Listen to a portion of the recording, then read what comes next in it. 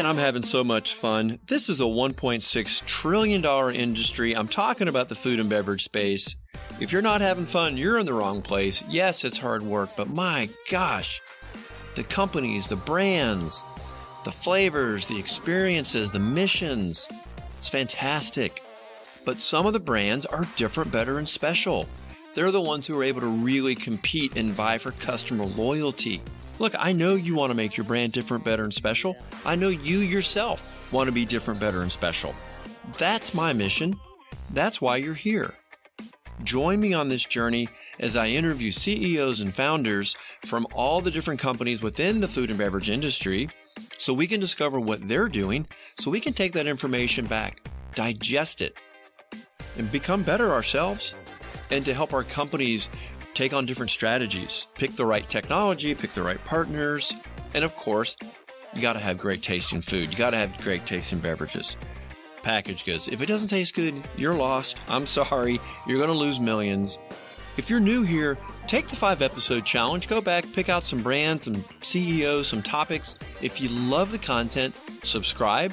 You're going to find it on every podcast platform once or twice a week. But I also publish them on LinkedIn because that's where we kind of hang out. So when you see it on LinkedIn, stop by, make a comment, share it back into your food and beverage network. I would appreciate it. The brands would appreciate it. To all my loyal listeners, thank you so much. You guys are awesome. Thank you for being with me on this journey. Thanks for coming along on this mission for the past 2 years. If you are considering a strategic job change, message me. Let's have a confidential conversation. If your brand is growing and you need to attract experts, you also need to contact me because I have created a different, better, and special recruiting system. I promise you, no other search firm in America is doing that. Who am I? I'm Tony Moore. I'm an expert food and beverage headhunter, semi-professional podcaster, and I'm here each and every week. Stay tuned for this week's episode. The more I get into the food and beverage space, the more I'm fascinated by the world of agriculture and just the challenges that farmers have delivering fresh fruit to the marketplace and all the other channels that fruit are sold into, because not all fruit makes it into the grocers because they have these standards. And anyway, it's a really challenging space. And I just recently saw, this is probably one of the funniest. It's not really a documentary, but it was on Amazon. You can watch it on Amazon right now. It's with Jeremy Clarkson, and he is kind of a famous British guy. He's known for his work within the automotive space, but he's also been on So You Want to Be a Millionaire as the host. And he owns 1,000 acres in the Cotswolds over in England, and his primary farmer retired. And he said, you know what? That's all right. I'll farm it. They decided to turn this into a series, and it's called Clarkston's Farm. So I have been digging into everything farming, left, right, and center. I'm totally fascinated by it. And very recently, I had the opportunity to meet Wayne Lutomski. He's the president for FruitSmart, and they're up in Washington. And he and I have kind of got to know each other. And I thought, this might be a great time. Are you out of your honeymoon period yet, by the way, Wayne? When does the honeymoon officially end? If you give me 6 months for the honeymoon, then yes. I'm now 8 months in as the president. So training wheels. Training wheels come off. Have been raised, and now you have to fly on your own. So we've got Wayne here today from FruitSmart. We've got a lot of different topics we want to talk through that are affecting farmers, ag, all the different channels that are being sold into. I'm really looking forward to this conversation. Wayne, so good to have you in now that you got your training wheels off. Well, it's good to be here, Tony. I appreciate you reaching out to have this conversation. And I think there's a lot of things to talk about in this space right now. Yeah, there are. And I know, again, I've been kind of diving in, doing kind of a deep dive around farming. But for people who haven't gone down that road as far, tell us a little bit about FruitSmart and kind of what your your focus is, who you're supporting, and kind of the markets that you're selling into. Sure. So FruitSmart is a fruit processing company based up in eastern Washington, about 3.5 hours southeast of Seattle, 3.5 hours northeast of Portland. So kind of like that triangle. And this is extremely fertile ground, interestingly enough, for fruits. We grow just about any fruit that's available here in the United States, except for citrus. But in addition to that, you have onions and potatoes and carrots, any number of vegetables as well. It's a very fertile ground. FruitSmart specializes, however, in fruit. So any of the fruits that are grown here in the Pacific Northwest, which is many, we will process. We will take the culls, which we can talk about a little bit later. We'll take the culls and we make that into a juice concentrate, a puree, fibers, oils. We'll take the seeds and crush the seeds and capture the oil from the seeds of the products. The net of it is we utilize the entire fruit to make product that then goes into ingredients as an ingredient into consumer packaged goods that we all buy and consume. The beauty of these is it's all upcycled.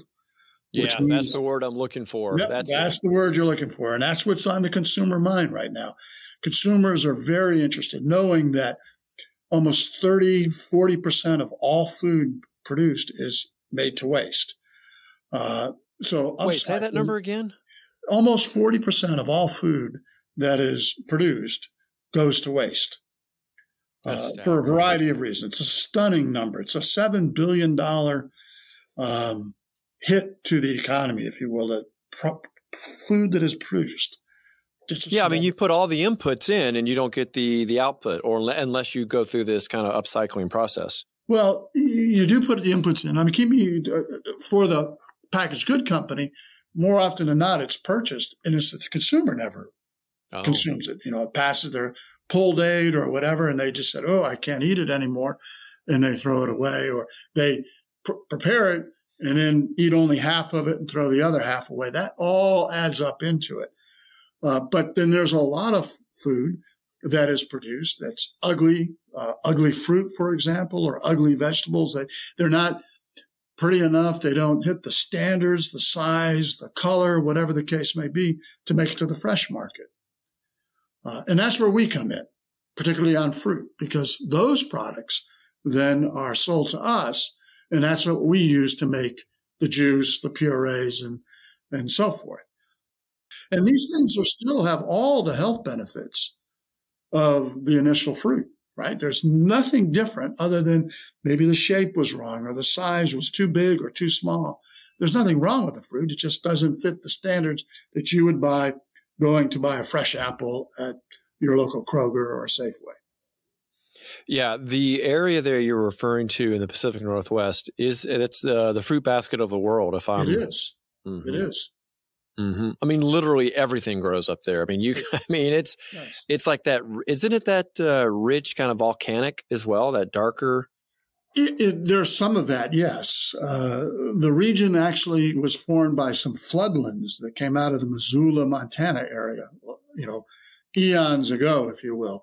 That it must have been a massive flood. It was a reservoir that was created by melting glaciers, and it just popped through, and the force just created all kinds of great geographic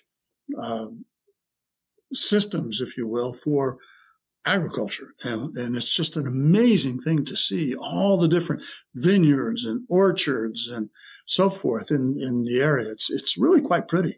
Yeah, no, it's fascinating. I've got some family that live out there near the Rose Garden up in Portland, or down in Portland. And that whole area, all that through that area is it's amazing. It is. So when you bring in these apples and other fruits, are you buying directly from the farmers, or are you getting them from other distribution points that had to reject them because they're the culls? Right. So we do both. We do buy direct from farmers, which is very good. That typically happens in season at the harvest, right? But harvest seasons are sometimes very limited. Cherries runs for a month, starting about now. And then berries come and then apples run for about 6 to 8 weeks. So you buy directly from the farmers during that harvest period. And then you go ahead and start making the juices and so forth. But a lot of the product that we buy does go to what is known as packing houses. And these are the groups that sort the fruit for fresh retail or the culls, if you will.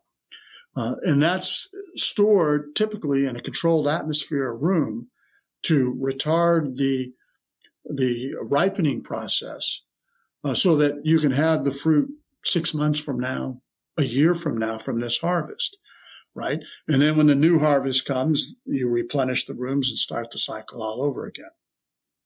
Well, that's amazing. I didn't know you could keep fruit that long. That's probably a discussion for another time, but that's I knew you could extend it, but I didn't know 6-12 months.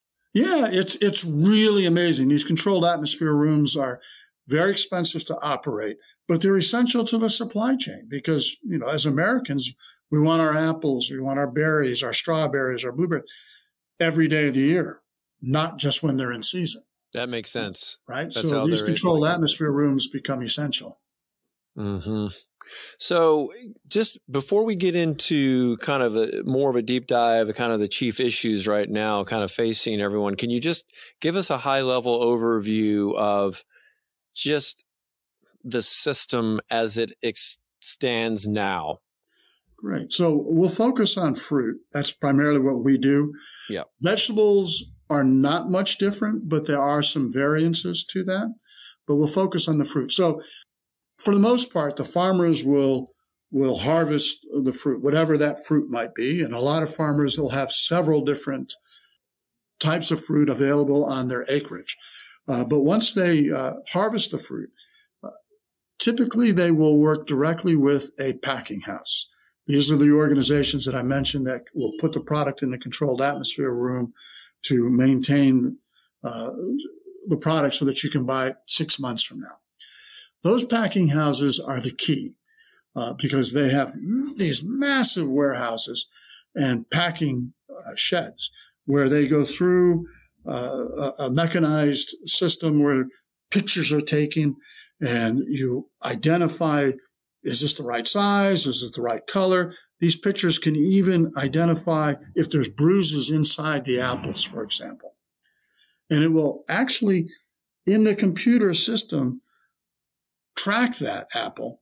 And at a certain point, it'll go down a conveyor belt and it will pop it into, a box for Safeway or a box for Kroger or a box for whomever, or it'll drop it into a box for a different retail operation, or thirdly, it'll drop it into a box for culls.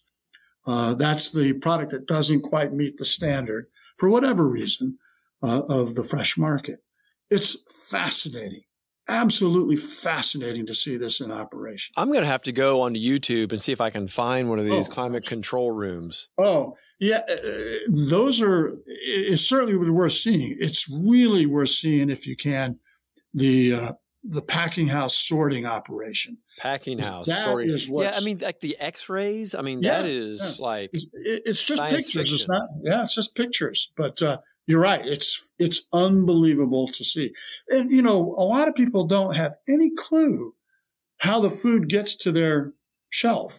That's why I want to do these, right? I'm trying to raise more awareness around the process that these farmers go through and then the role that companies like FruitSmart play. Right. So once the product goes to the packing house and that's been sorted, that packing house then is actually the sales agent to the retail trade. So that packing house will then call on the Krogers, the Safeways, the Walmarts of the world, selling the product that they have packed. Okay. That product that does not go to retail is then typically sold to companies like ourselves, who then process it into other products, ingredients, like I said, juices, purees, fibers, powders, and so forth. then our responsibility is to go sell that product to other consumer packaged good companies, whether they be foods, they could be beverages, they could be nutraceuticals, they could be cosmetics, depending on the type of product that you've made. It's our responsibility to go sell that out to the marketplace. So talk about that marketplace for a minute. Are there any particular trends you see emerging? Obviously, functional beverages have been really hot. Of course, people are trying to add, other benefits to these drinks and foods. What are you seeing right now in the food world for food? You're absolutely right, Tony. In the food and beverage world right now, functionality is becoming really critical to the delivery of a product, right? Consumers for many years have been trending. I worked with Pepsi 20 years ago, and this was a trend then, but it has been heightened through COVID. The pandemic has made people even more aware of the need of the food and beverages they consume to deliver more than just a great taste. It's now more important to deliver some kind of benefit that you derive versus just the simple pleasure that you have of drinking the product or the food that you eat. Consumers want the food and beverages they consume to contribute to their health and wellness. And that is happening globally, and it has accelerated since COVID. Yeah, you mentioned contribute to wellness. So is there a particular category that seems to be leading the way? Right now, gut health seems to be top of mind. Gut health has been tied to help provide more immunity. And of course, with COVID, what's one thing that everybody wants is to be more immune to whatever the pathogens might be out there in the marketplace. So gut health is certainly up there. Energy has always been up there and remains top of mind. But those are two, one long-term trend and one emerging trend. Mm-hmm. Long-term energy, the emerging being the gut health. The gut health. So let's take us back to the farmer, because I know there are lots of issues like weather, high input cost, sustainability seems to be a big issue. Kind of educate us around the kind of what keeps the farmers up at night right now. Yeah, there's a lot keeping the farmers up at night. Do they ever sleep? To be very honest with you, right? Yeah. The weather is always a factor. And it's always outside of their control. I'll give you a prime example. The week before Easter here in our region, we had snow. We had snow, which is very late in the year for us. And as a result, the apricot farmers in this region, which are the first fruits to typically come online, were almost completely wiped out, losing almost 100% of their crop. Oh, geez. Yeah, no. The cherry growers are what comes next. Lost 30% of their crop because it got too cold. It damaged the buds that were about to blossom, if you will. It prevented the pollination at the right time of the tree, of the plant. Many facets, right? But a lot of it was the snow. A year ago, at this time right here in Washington, we had a major heat wave of over 2 weeks of 110 plus degrees. That also destroyed lots of the crop, 50% of the Concord crop, 15% of the apple crop. Those are things that the farmers have absolutely no control over. So but it's something that they monitor every day. I mean, there are some preventative things they can do. They can put fans in the market, in the orchard or vineyard to help move heat, what little heat there might be around. They can blanket with certain types of cloth, if you will, small parts of their acreage. And then again, it's you hope and pray for the good outcome. So whether I guess that's why they take out insurance. Well, you do. The federal government through the U.S. Department of Agriculture does have insurance for crops. And yes, it would be a foolish farmer not to have it. I would think so. Yeah. Just with the volatility there. Just with the volatility. But what about the other things that are happening? Yeah, there's so much other stuff. Yeah, there's a lot going on. Right now, the other two key issues are fertilizer. Fertilizing costs have skyrocketed. We have one grower that we buy direct from that up a year ago spent $400 an acre for fertilizer. We'll spend over $1,000 an acre this year. And that was happening before the war.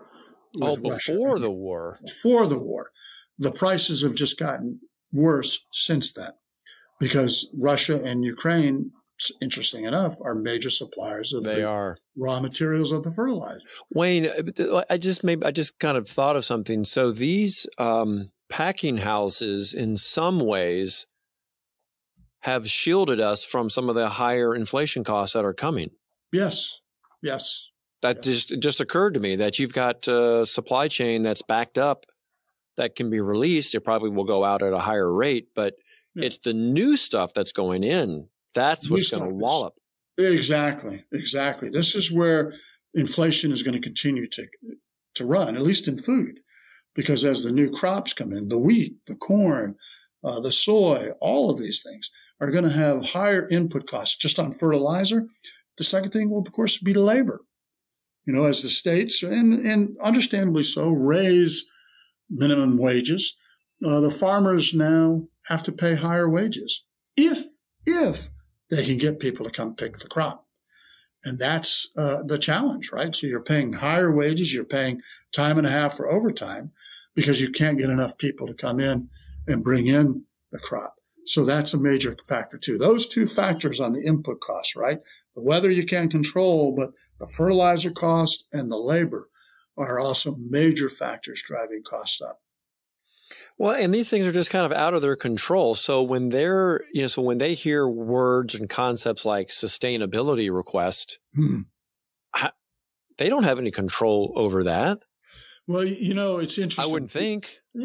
Yes and no. I mean, keep in mind the major consumer product brands in the United States, the major retailers in the United States have all made significant commitments to sustainability, and rightfully so.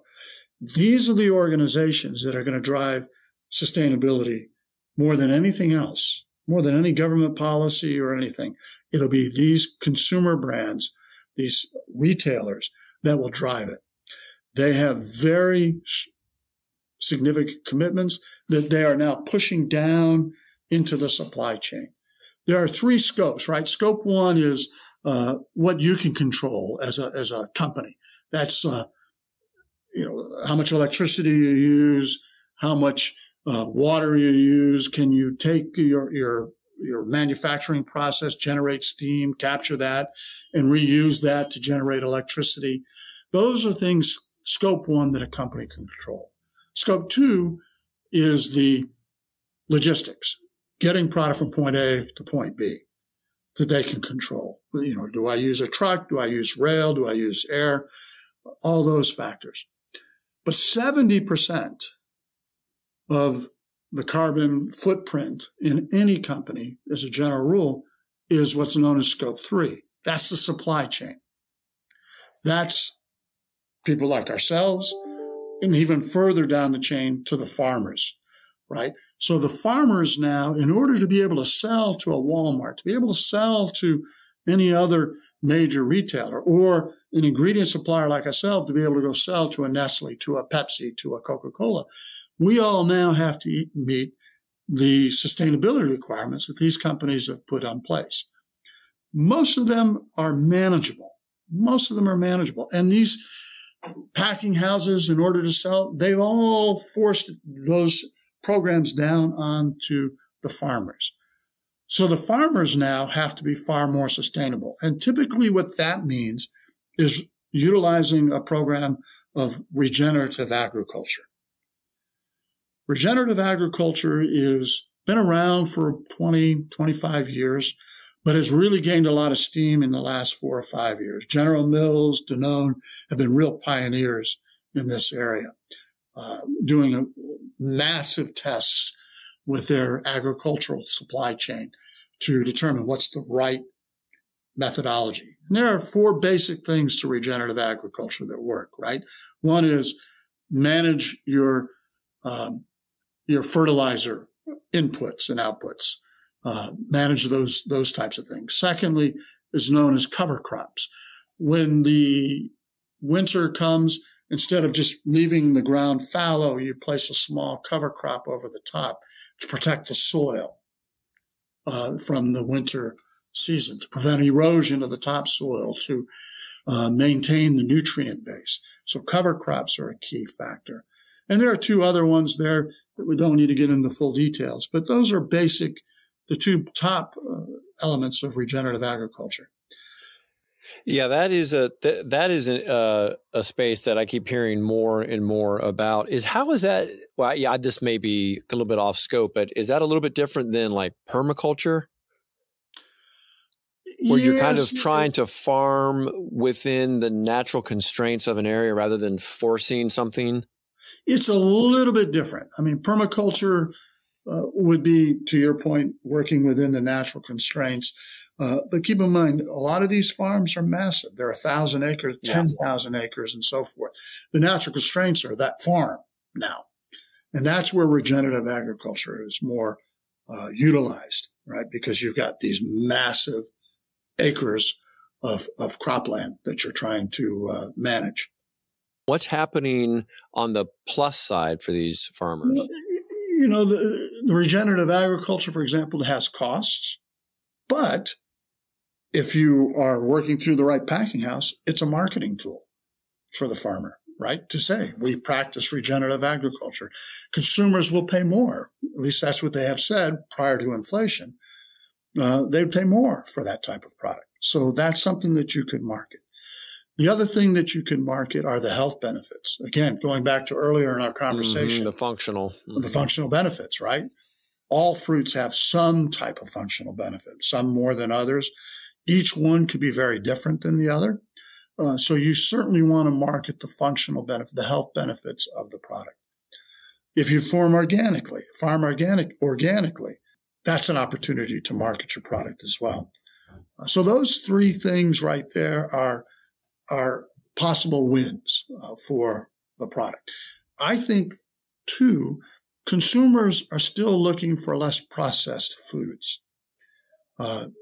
Utilizing more of the grains and the fruits than other ingredients within a product minimizes the amount of processing that does need to happen to be utilized. So that's something also that farmers and so forth can use in the marketing. Well, I'm curious, now that you're out of your honeymoon, you probably came in with some ideas of what you wanted to do. And of course, now you've spent more than 6 months kind of analyzing what's happening at FruitSmart. So what's next for you guys? What are you planning on doing? Well, I think one of the key opportunities for us is to enhance our marketing in the marketplace. We are well known within the sphere of influence that we play in right now. But there's a much bigger world out there than what we play in that really has very little or limited knowledge about what we can do. So we need to enhance our marketing of our brand, build our brand equity, if you will, so that we can have better conversations with a wider range of customers. I think the second thing that we need to be working on is developing novel concepts. You can do a lot more with fruit than just juice, puree, fruit preps, and of course, fresh, right? Which are the four primary things you can do with fruit. Fruit fiber, for example, has tremendous gut health benefits. But not only for the gut health, in terms of manufacturing a product, it can help maintain the moisture in a product. Typically, a fiber-based product can be very dry, very almost hard to eat. Fruit fiber does not have that problem.